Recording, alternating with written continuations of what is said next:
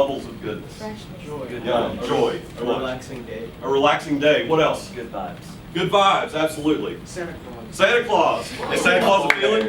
Oh no, Yeah. because they have Yeah, Santa Claus is a feeling. Santa Claus is a feeling. Santa Claus is totally real. Coke is selling refreshment. Okay? I love Coca-Cola. I don't drink coffee, I don't drink tea, I drink Coke. I try not to drink too much of them, but sometimes it happens. But you know what? Think about when you all went to the movies and what happens when they have that Coke ad on, all the little pieces of ice going in, it fizzes up, and then they take a drink, and then what happens? Exactly, refreshment. You don't even have to explain it. Again, like we were talking about, humans understand emotions, humans understand feelings. We don't even have to explain it. They don't even have to say, hey, Coca-Cola is going to be super refreshing and you're going to love it. All they have to do is go, and that's it. Brandy. Now, who's super delicious, all beef, special sauce, sesame seed bun product is that?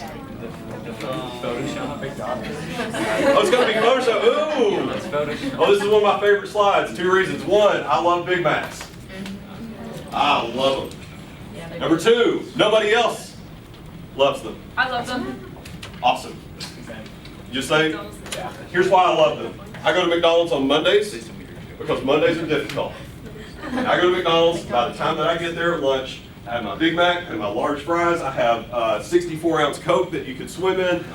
It's amazing. It is, I know that I can make it through this day. I've had my Big Mac. I'm feeling really good, right?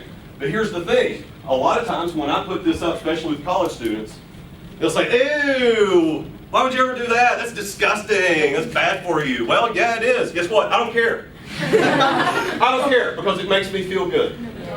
Now, is that a healthy opinion? Is that a healthy way to think? Maybe so, maybe not. My grandparents ate McDonald's at least 2 to 3 times a week, lived well into their 90s, and they were the skinniest people that you've ever met in your entire life. All about moderation. They were very active. Oh, that's good. Precisely, it's kind of like just becoming so negative about that, those fast food brands. That's right. It has been. Okay, so there is a negative stigma out there, but there's also a positive stigma. But here's the reason that I put it on the slide, scholars. A brand is not a product. Is that the only thing that McDonald's sells? No. Okay. They're also known for what? Their fries, their chicken nuggets, Their ice cream. their ice cream if the machine works. Right? But here's the thing. That's not their brand. It's one critical piece of it. It's something that they're known for. It's their icon, but it's not the brand itself. Okay?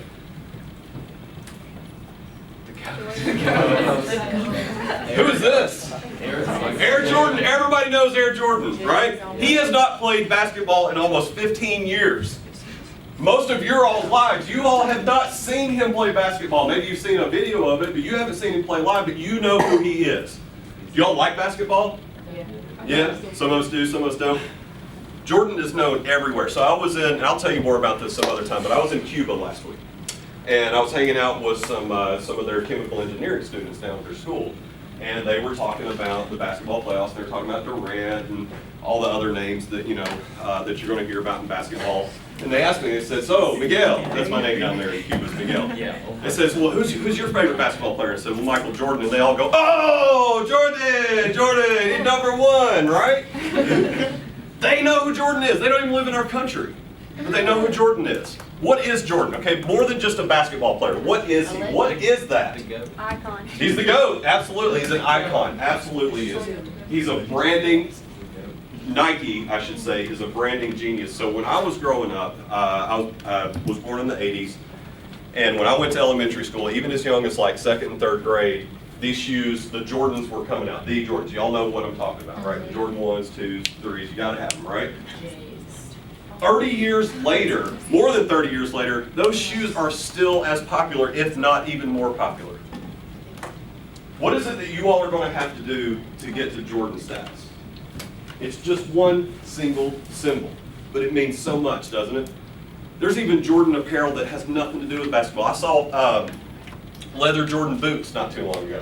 How you going to play? Yeah, how you going to play basketball in boots? You're not.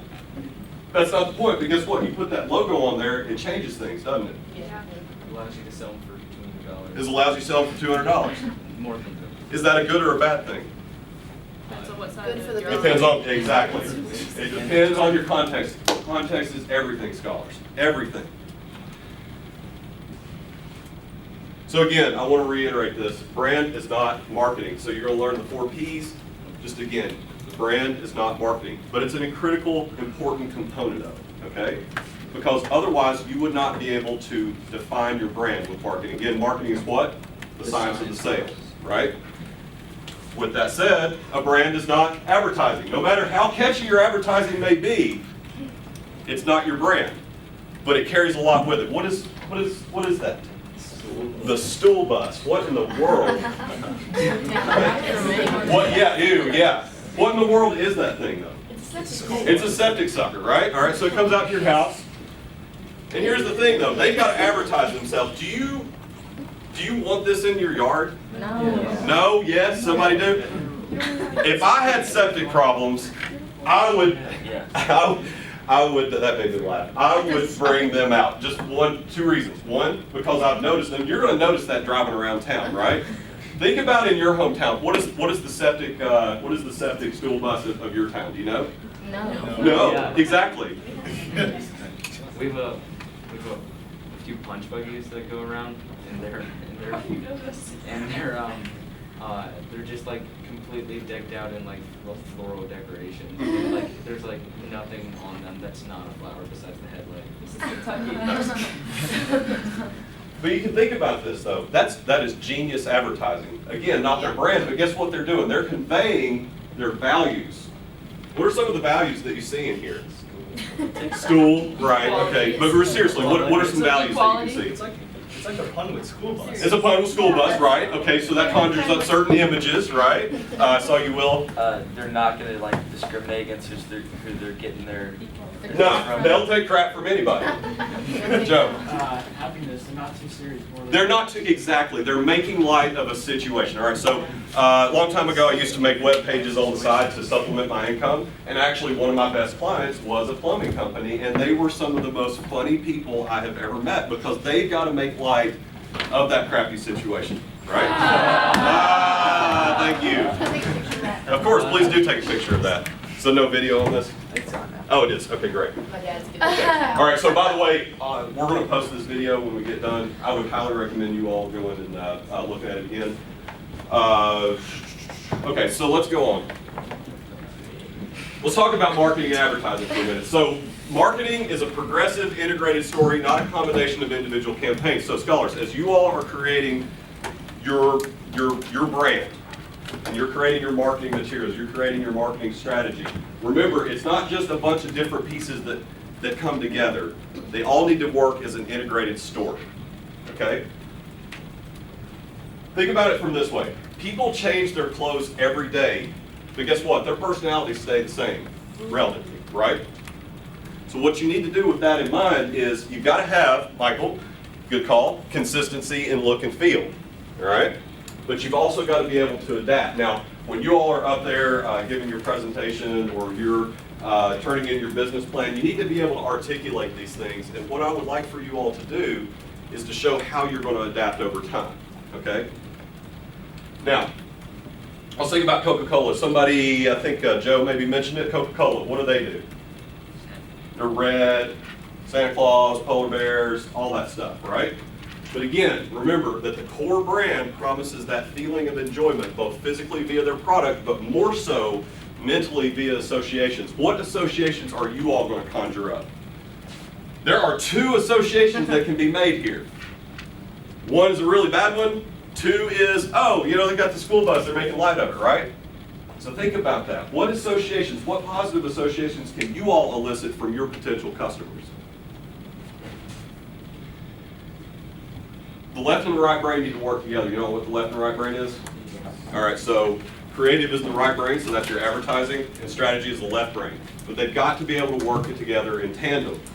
Both must be in harmony. You can't have too much or too little of either because, for example, both creative and strategy, if you have great graphics, but you have a terrible strategy and nobody sees your graphics, what good have you done? Not very good. In my opinion, what's worse, you have a fantastic strategy, but your graphics are terrible. What does that say? don't have a creative bone in our body. You don't have a creative bone in the body. People, unfortunately, whether you like it or not, and this applies to businesses and it applies to each and every one of you all, it depends on how you look, how people are going to associate with you. So we're going to teach you next week, we're going to teach you about etiquette, how to eat correctly in the LinkedIn photo booth. We're going to show you how to dress properly. It's important. Obviously, it's important in the business world, but especially if you all go out and start your own business, you've got to look the part. The exact same thing applies for your business as well. So, we can talk more about that if you're curious, but we'll go on for now. All right, so some key concepts in building a brand. Values. Always, always, always values. What are values, scholars? The important things. The important things, right? The important things to what? Who you are. Who you are, exactly. All right? The exact same thing applies to your business. You have a core set of values that everything is judged against. Your customers, being people, have a set of values as well. Those values need to align. Now, everybody's values are not going to match up. Remember the school bus advertisement. Some of you all like that, some of you didn't. What are some other examples of where a company's values don't line up with yours? Do you have any? Cost. Anything. What are your values? I mean, a cost is a value, I suppose. What else? Yeah. Well, I'm not gonna give specifics, but That's like fine. when like companies get involved with politics, Yep. that drives Right. some people away. Yeah, definitely. Glad you mentioned that. We're going to talk about that here in a little bit. I don't like it either. Go ahead. Not personally, I accept these values, but some people don't like that Chick-fil-A is not a film Sunday. Okay, yeah, that is true. And some people are ostracized for liking Chick-fil-A. What happened to A.C. Slater? Y'all know him from Saved by the Bell? Anybody know that? I know something about Okay. Oh, Will, I don't know what happened. no, it's fine. Go ahead. Oh, I was saying, can you get back to me? I lost my train of thought. What you were Yeah, no supposed to problem. say. Okay, what else? Values. Why are values important? Can you think of anything else where they don't align? All right, one more. I guess my value of being the most efficient I can be with my money versus Apple's value of having a sense of belonging. Okay, all right, interesting. We're going to come back to Apple, actually. All right, so innovation, differentiation, and positioning, hugely important. We're going to go over this in a minute, but basically differentiation is how different you are compared to your competitors, and the positioning is what mental plane that they associate you with. Addie Grace, What happened to A.C. Slater? what did you say? What happened to A.C. Slater? You know what? We'll go back over that here in a little bit. That's going to be a tangent, but anyhow. Well, you know what? I'll answer your question. So he tweeted out a picture of him. He was saying something about he's like, how come I always crave Chick-fil-A on Sundays?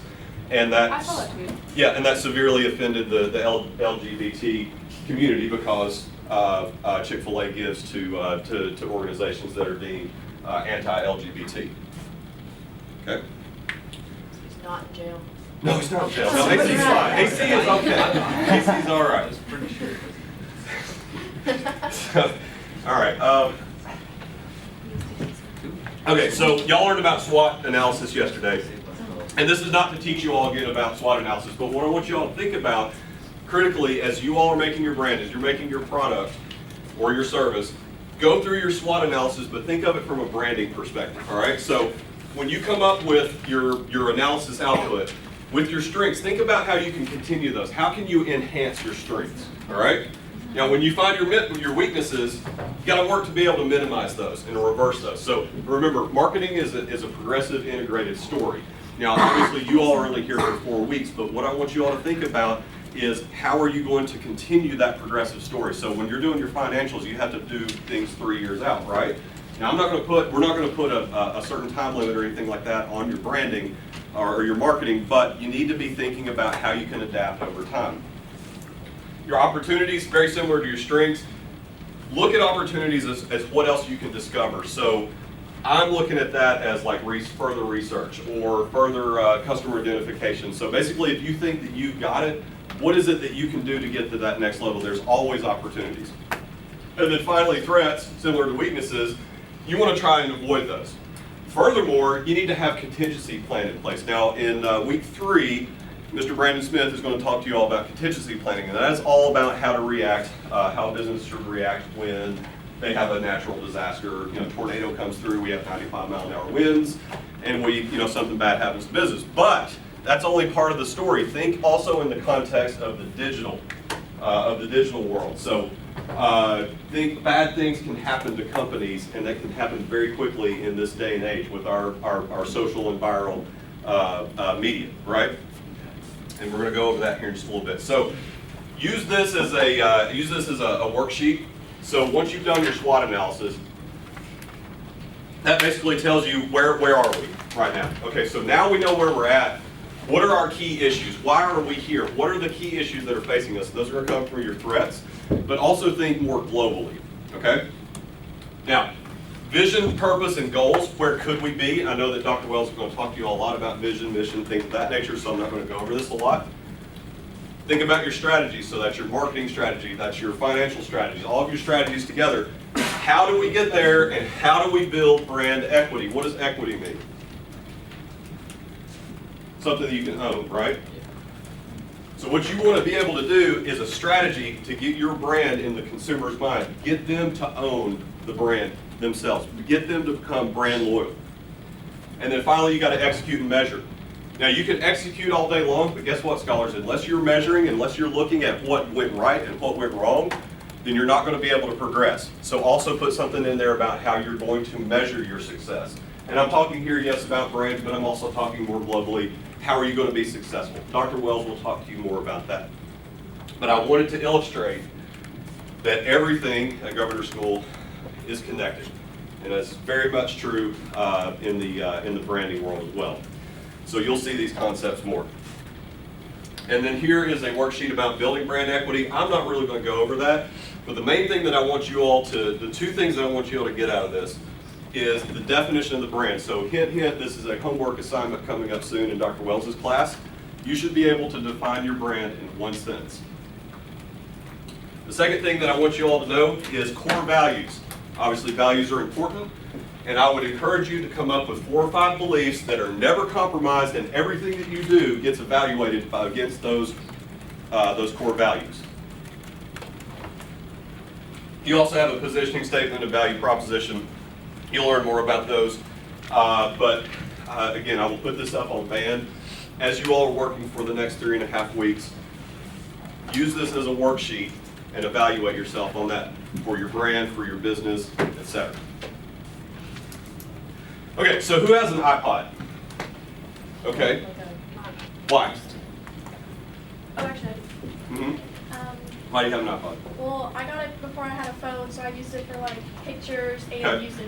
All right, for pictures and music. What else? Who else has an iPod? Why? I don't use it as much anymore, but it's one of the small ones that like clips onto your clothes. Okay, yeah, so maybe easy to run with or exercise with. All right, so Apple, I don't like Apple products, so just be honest with you, okay? But I also respect them. Apple is a branding and marketing genius. Apple single-handedly changed the game when they brought out the iPod, because there was nothing like that before. Now, streaming is prevalent, MP3s, I mean, everybody has digital music now, but before then they didn't. Used to we had to have little CD players that would like strap onto our arms, or you still got one of those, or tapes or whatever. This changed everything, but guess what? Nobody understood what that was unless Apple came along and did a good job of branding, okay? So they said, basically they took what you all have seen in those worksheets that I just showed you, and they said, who are our customers? Simple as that. People who love music. Because at its core, that's all the iPod did when it began in 2001. Hard to believe it's been that long ago. What are their customers' values?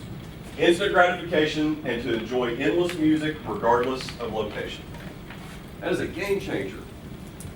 They can have any amount of music that they want, regardless of their location. Awesome. How did they communicate these values? Well, I'll show you. That's the original iPod ad right there. Say hello to iPod, 1,000 songs in your pocket. One sentence, that's all you need to know. What does that do? That's genius, isn't it? Apple is the branding genius. And guess what? That is, so let's see, that's 16 years old. It sure does look like an Apple ad, doesn't it? Consistency over time.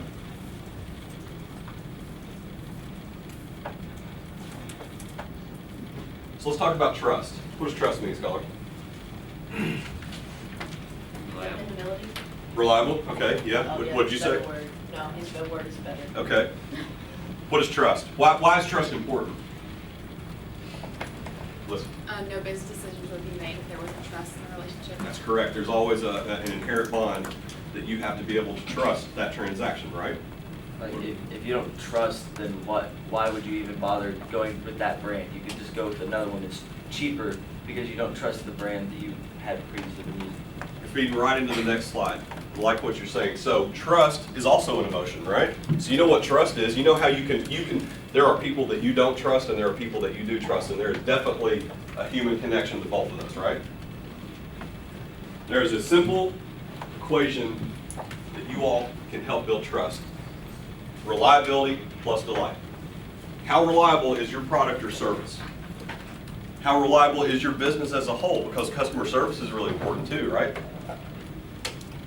And then delight. How much delight do people get out of your product? They're not going to perceive delight that they're going to get something out of buying it, then they're going to buy it, right? Be bold, scholars. Be, okay? Introducing the all-new Silverado HD, the most powerful heavy duty on the planet. Does that tell me anything about the truck? No. Yes. No. But does it? Yes. What does it tell me? It tells you it's the most powerful heavy duty on That it's the most powerful heavy duty on the planet. Oh my gosh, how could I not buy this truck? Or could I? What does that mean to you? What do you think, Veda, about that truck, Ad? I see you scrunching your face there. Well, I mean, I feel like if I was buying a truck, If I was buying a truck. yeah, I mean, I'm not the right audience for a truck, so I don't know what to think about it. She's not the right audience. Exactly. You got to be able to figure out who it is that's going to buy this stuff anyways. One of the main problems that we see in marketing is that people don't target. They try to target everybody. Everybody's going to buy our product. Don't do that. You want to get into the person. You want to show that ad to the person that's going to believe that, the person that's going to trust that ad. How are you going to come off and say that you're the most powerful heavy duty on the planet? That's a pretty big, bold statement, right? Yeah. Well, guess what? Chevy guy's going to believe that. We got Chevy guys in here? No Chevy guys? Okay, interesting. I'm glad this is going good. Willow. What's really interesting about this is, like, you watch car commercials today, they're not about the car. Nope. They're about the good vibes around Yeah, the car. exactly. The fun that you're going to have in your Pontiac Yeah. Aztec. And it kind of, you got away from, like, car people don't like the new car commercials because you don't learn about the car, you learn about Right. the You know what commercial I hate? And I'm sorry if any of y'all like it. Those new Chevy ads of the real people like, oh, look at all the ads on those cars. Oh my God, I hate those. What are you going to say, Rod? Well, one thing, like, it's obviously truck, but it doesn't say truck in the title. So it's like powerful, heavy duty, what? Right. Right. That's one thing I But it's the most powerful on the planet. Yeah, but it doesn't say truck, it's kind of like a back. It's interesting. What, Joe? So, and also what he was talking about earlier about the car industry, this extends to just pretty much all of advertising. Yes. Really just- You don't need to communicate almost any logos, it's just mainly just trying to get those emotions through. You got to get those emotions through branding every time. Feelings. That's all it is. At the end of the day, it's that feeling. Is it a good one or is it a bad one? She doesn't care about that truck commercial. Well, it doesn't seem believable. Like, Yeah, right? So you have trust issues with that ad. What were you gonna say, Also, Chris? like, what makes it the most powerful heavy duty? Like, by what standards?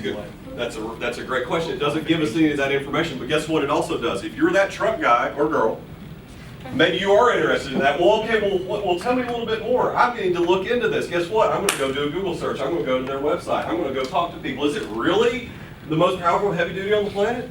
Guess what? We start talking about it.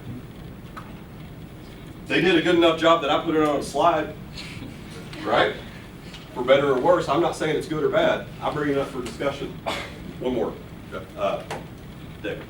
They talking about emotions for I think it's Bud Light. They always do the cute puppy or like the horse. Bringing the beer to the Oh, right, person. yeah. Yeah, for like the Super Bowl commercial. Well, you know, back in the day, and I really shouldn't be talking about alcohol, but we'll go into it. Back in the day, they used to have Spuds McKenzie for Budweiser. You all know who Spuds McKenzie was? Yeah.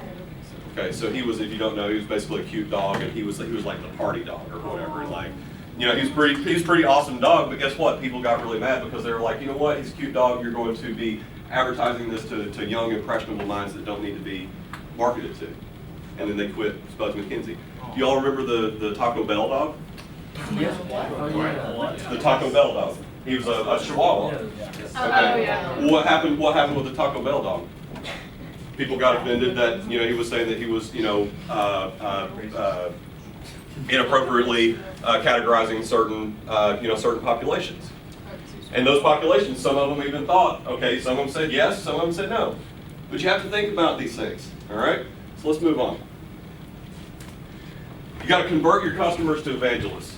You got to make your customers so happy that they can't help but spread the word. I am very brand loyal to certain brands.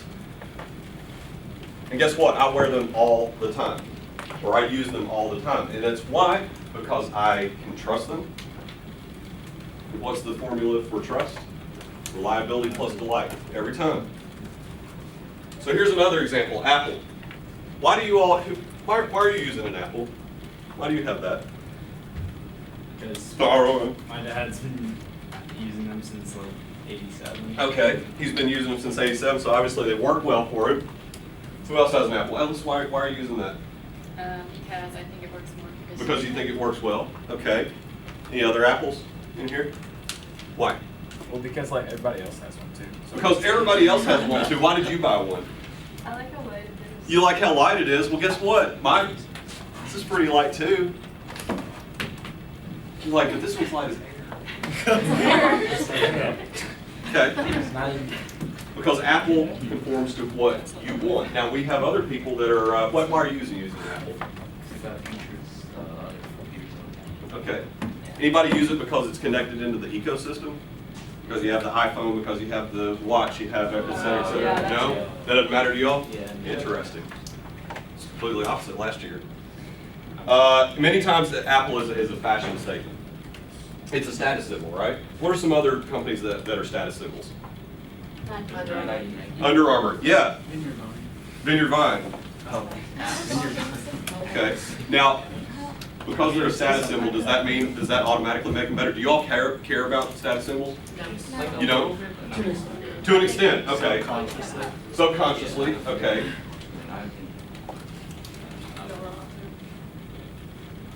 How important are logos to you all? They're not at all. I don't like them either. Well, I like this logo. I like that logo a lot. I'm very proud of that logo. But whenever I go out and buy other polo shirts, things like that, I try not to get logos on my shirts. But sometimes they're important. Blake, you have on a Tommy Hilfiger shirt. Is that logo important to you? I would say so. You would say so. Okay, why? There's a nostalgia to it. Okay, what else? I don't know. They've always, I've always bought their brand over polos. Okay. Like, as in like Ralph You Lauren. get a lot of reliability and delight out of them? I think so. Okay.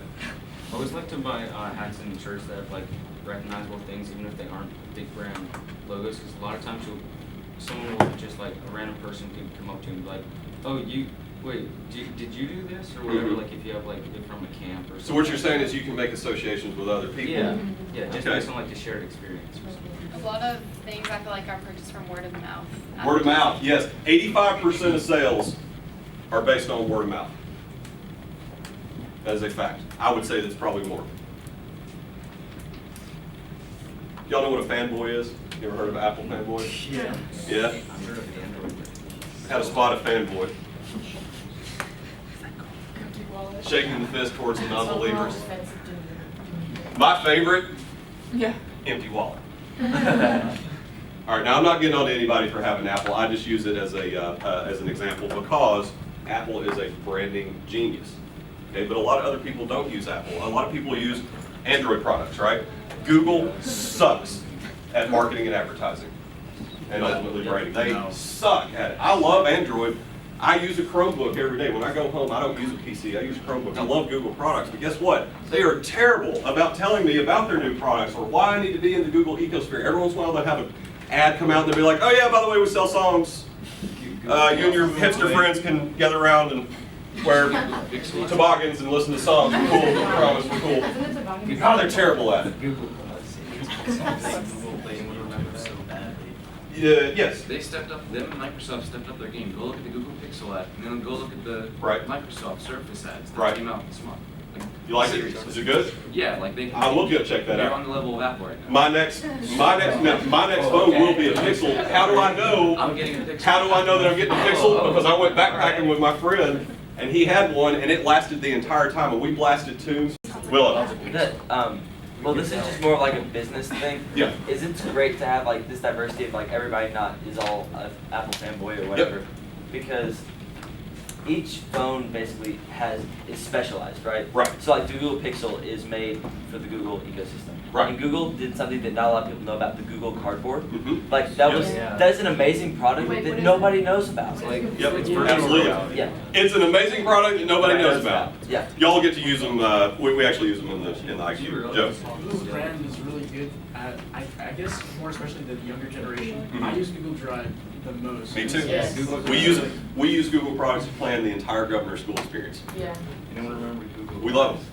Google Glass. But the main point is, what can you do to create your own fanboys and fangirls? All right, so let's talk about differentiation and positioning. So again, it's how different you are perceived against competitors. It's really nothing more than that. It's a simple concept. How do you get there? How innovative is your product or service? Blending in is never a strategy, especially at Governor School. We want you all to create something completely new. We want you all to solve one of the world's problems. Each and every one of you all have the ability to compete on a global scale right here, right now at Governor School. You all can do this. This is an amazing time to be alive. As long as you got an internet connection, you can do anything you want. Blending in is not a strategy, and I can tell you, if you want to lose Governor School, blend in. Your mentors are not going to let you do that. Okay. Everybody got that? Who makes the better vehicle? No, Ford, but the Mercedes. Ooh, why? Who said Benz first? They're pretty. They're pretty. Oh, they are pretty. I like them. But it's their power. I would, the power of German engineering, okay. I will have an S600 one day. It will happen. They're more expensive. Ford is what? More reliable. Interesting. It's probably also cheaper to get fixed too, isn't it? Yeah. So, who makes the better vehicle? It depends on. It depends. Exactly. With what? Your values. What do you value most? Do you value what you look like the most in that car? Although I would say the new Fords look pretty sharp. They look great. That new Explorer looks awesome. Especially those police interceptors. I think they look really, really good. All right? So who's better? That's not the question. How have they positioned themselves? And how did they position? How did they differentiate? How different is a Benz than a Ford? At its core concept, they're both vehicles that get you from A to B, right? So how different are they actually? They are. But how do you know that? Everybody knows, whether you like it or not, that Mercedes is that status symbol, right? And that could be a good or a bad thing. But think about Mercedes versus Ford or any other manufacturer. While you all are creating yourselves, do you want to be the Mercedes? Do you want to be the Ford? And why? It all depends on your customers' values and your values, right?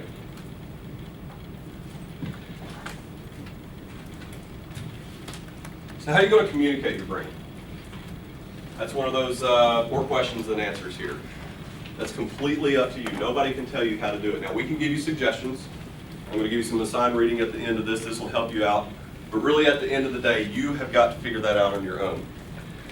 Don't start with the creative part. So I see that so many times that people will just jump right into the creative before they have the brand articulated. So you really need to think at its very core, you need to think about what the brand actually is. Then you can go into the creative stuff. Again, these mechanisms are all essential, but branding is about creating and the advertising is about creating and disseminating that feeling, which is the brand. So again, don't start out with the marketing materials. Get your house in order with understanding what the brand actually is. Customers, who are they? Okay. So we talked a little bit about isolating your customers. You've got to be able to target them. So you've got to be honest with yourself. Okay. Who can you best serve and who can you not? It's almost more important to articulate who you cannot serve first and then figure out who you can serve. Targeting is everything. Don't try to target everyone. Figure out your customer segment that you want to figure out, that you want to be able to sell to, and do everything possible to sell to them and forget about everybody else. Now, Dr. Wells is going to teach you all about customer research, market research. That's what we're talking about here. Customer identification, when y'all do the business model canvas, that's what this is talking about. So again, you may need to wind up looking at these slides several times because I'm telling you, everything, branding is the giant umbrella that is everything else. I'll give you a second to write that down. So what you're going to do is figure out who really you can sell to. And don't create an artificial need. Go out and figure out what the problem is. What problem are you going to solve? Don't go out and create. One of the ethical implications of marketing is that a lot of times people will say, well, marketing just creates another need, an artificial need, right? So do we really need an iPod? Did it solve a problem? Well, yes and no. It depends. You know, if I'm a runner and I've got to strap this one single CD onto the side of my arm that skips every time that I do like that, then I've got a problem, and I want to listen to music, I got a problem. Yeah, it solved a problem. It also single-handedly created an eponym. Do you know what an eponym is? Xerox, Coke, Kleenex. When was the last time you said, hand me a Puffs, please? Yeah, you asked for a Kleenex, right? You're going to go make copies, what are you going to do? You're going to Xerox it, right? Coke. That's not even the name of their brand. It's Coca-Cola. But do you say Coca-Cola all the time? Oh, we don't have Coke. Is Pepsi okay? No. So what is it that you can do to communicate your brand so well to your customers that you can become that eponym? Brand contingency. So sometimes things happen. Brands are very volatile. Okay, so I talked to you at the beginning. I said sometimes things can happen, like you can have a natural disaster or some kind of other emergency. Well, you can have natural disasters, or you can have disasters happen on social media. You can become a meme, and that can be a good thing or a really, really bad thing. Not true. So again, things happen. Scholars, it's up to you how you react. So let's talk a little bit about contingencies. What happened to Pepsi a couple months ago? My gosh. When was it ever a thing? When was it ever a thing? When was it ever a thing? When was Pepsi ever a thing? That's what Pepsi is constantly worried about.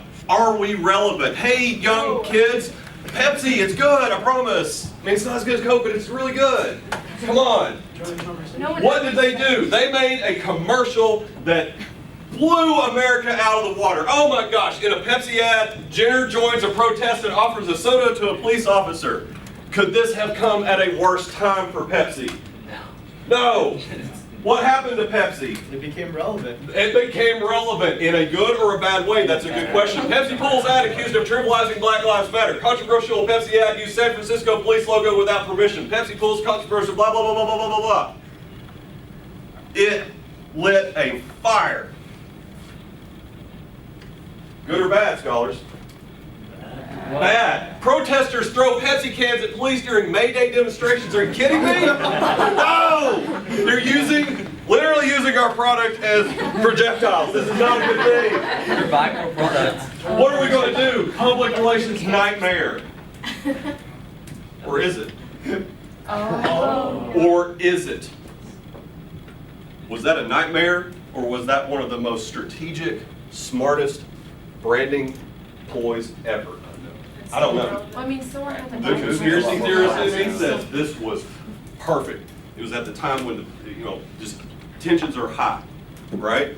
And guess what? Not all bad. Any PR is good PR, even if it's bad, right? Because guess what? It gets you to thinking about it. It gets you to thinking about it. Did they know that it was to create such a terrible advertisement that everybody would talk about it? It's all you heard, fanning the flames. And they knew that these protests were going to happen. Let's offer a Pepsi to a cop. They're mocking it, but I don't know. That's for you all to decide. But guess what? They did something. Y'all know what Pepsi is. It's constantly on your mind. But it goes back to your values. What do you value about Pepsi? Do you value that They're bringing peace to the protests? Maybe you do, maybe you don't. Joe. In this case today, did they sell more Pepsi because of the app? That's yet to come out. We're going to find out. I'm personally interested in this story for numerous reasons. Okay, well.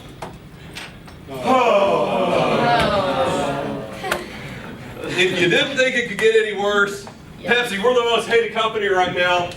United Airlines. Who tweeted that? I'm dead. Oh boy. I could go ahead and say this was not planned. Poor guy. Contingency scholars. Now, when we talk about contingency, you talk about the things that you can at least fathom that could happen. A fire.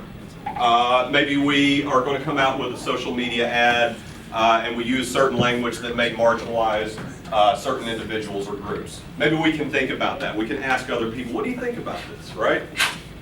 You can't really prepare for somebody bloodying up a German doctor and dragging them off the plane, can you? Can you? David? Well, I mean, as terrible, like this was a terrible incident, it was also literally every single airplane company like has to overbook flights because a flight with like half the amount of people. Right. Yes, but you know what? I don't care. It doesn't matter. It doesn't matter. Guess what? You never get to make that rational explanation. They explained it. We have overbooked people. He was being belligerent. He was being he wasn't cooperating with us. We had to drag him off the plane. Guess what? Nobody cares about that. I'm not saying it's right or wrong. They could have probably handled it better. But guess what? United Airlines did what they had to do. But guess what? The internet reacted. What's going to happen when the internet reacts? Oh, our 5 doctors recommend United Airlines. Oh my gosh. Seriously? Southwest. We meet our competitors, not our customers. Oh my gosh. Oh my God. We need to sing it. Club new cabin. So what the internet is the best and worst thing that has ever happened to humanity. True. Michael Akins. Michael Scott.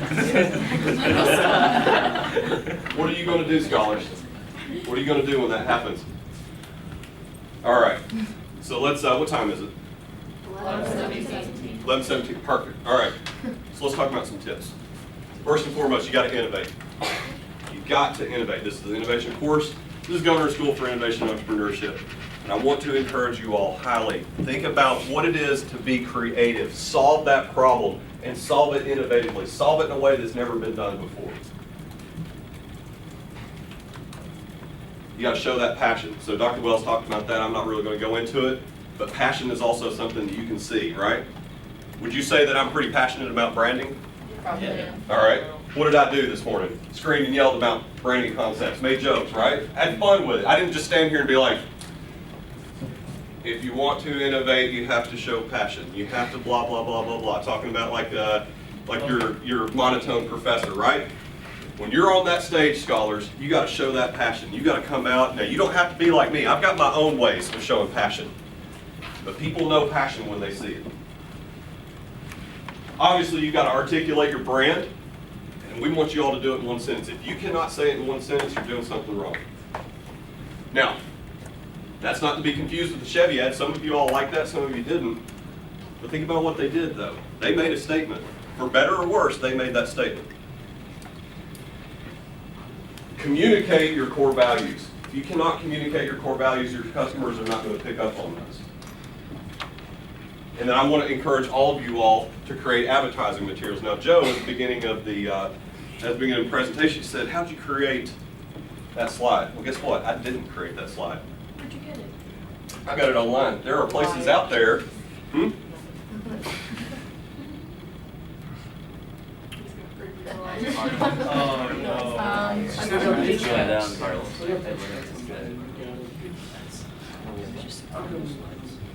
I want to encourage you all. Slides Carnival. But don't they have copyrights on them? It's Slides Carnival. You can buy some or you can upload some. It's Slides Oh yeah, the Creative Commons no attribution license. Love that thing. What? Yeah. Wait. Dang. It There it allows is. you to see Wait, other where, brands. where's actually? Oh, it's so pretty. You like it? It's beautiful, isn't it? How does this make you feel, scholars? I really thought he was What's going on? I don't It understand. says no signal. Come on, I don't know. It feels so good. I feel like he. Okay. No, like the waves. Well, that could not have, okay, case in point. Gotta practice your presentation, right? Hey, there we go. There it is, right there. $6. I liked it. I thought it was cool. So like now you use it. Now I can use it. I have, whenever you buy something like that, you have it comes with one license that you can use. Now, I'm not suggesting that you go out and buy something. I'm not suggesting that you don't go out and buy something. What I am suggesting is that you, scholars, should come up with some way that you all can also have advertising materials. Because whether you got the brand in order, whether your financials are in order or not, the first thing that people see is your marketing and advertising, right? The same thing applies to yourself. The way that you dress every day, the way that you act, the way that you present yourself. There's two things in life that you can control. What are those things? Attitude and effort, right? Put those into your business, put those in your personal life, I guarantee you will go far. I do want you all to create advertising materials, and we're going to have director meetings after the investment challenge, and I want you all to bring those. And we're going to tear them apart. And we're going to make them even better. Okay? All right, just a couple other things. Some more tips here. So your perception versus the reality of your brand is your biggest threat. I would also extend that to your personal selves. It's hard being at the top, isn't it? Y'all are all at the top of your game. You're the top in your school. It's hard to keep that up, isn't it? We fear failure, don't we? Here's the thing. Sometimes we can fail and not even knowing it. Your perception of the brand, you can be so wrapped up in that brand that you have tunnel vision. You don't see everything else from the outside. So you got to be truthful with yourselves. Are you actually wrapped up and too passionate about this, or are we right on the money? And it's a thin line, scholars. Did I see a hand? No? Okay. All right, so we got some reading, and I want you all to, one of them's a web page. So this is called a secondary source. So building brands with character and chemistry. It actually talks a little bit about the Michael Jordan branding, which is pretty cool. It's a pretty light read. And then brand equity and advertising. So this is actually a book on Google Scholar. And I think that part 2 and part 3 are very relevant to what we talked today. Basically, they're talking about building that brand image, that brand equity through advertising. Now, if you'll notice, it's quite a bit of reading. You don't have to read the entire thing. What I want you all to do is I want you all to go in and I want you all to pick out what you think is important. Okay. So what this is it's actually a collection of a bunch of different scholarly papers. Okay. And so go in there and just pick something out that you think. Pick a few things out. Continue to read that. So you don't have to have it done by this weekend. You don't have to have it done by the time that you get done with governor's school. Pick out what you think is actually going to set you in a position to win. Or maybe you read the whole thing. This is not, go ahead. Oh, sorry, what's yours? Yeah, go ahead. I also posted a TED Talk from Simon Sinek, Start With Why. It's a really, really, really good TED Talk, and it perfectly goes along with all of this. Yeah, it's Start With a Why is awesome. If y'all haven't watched it, watch the Psychologically Safe Workspaces, but we literally use it every single day. It saves us. What's it called? Psychologically Safe Workspaces. It's on band. What's the latest name? It's good, isn't it? Okay. All right. So let's have a quick discussion before we go to lunch. Where are y'all at right now? How are things within the context of coming up with ideas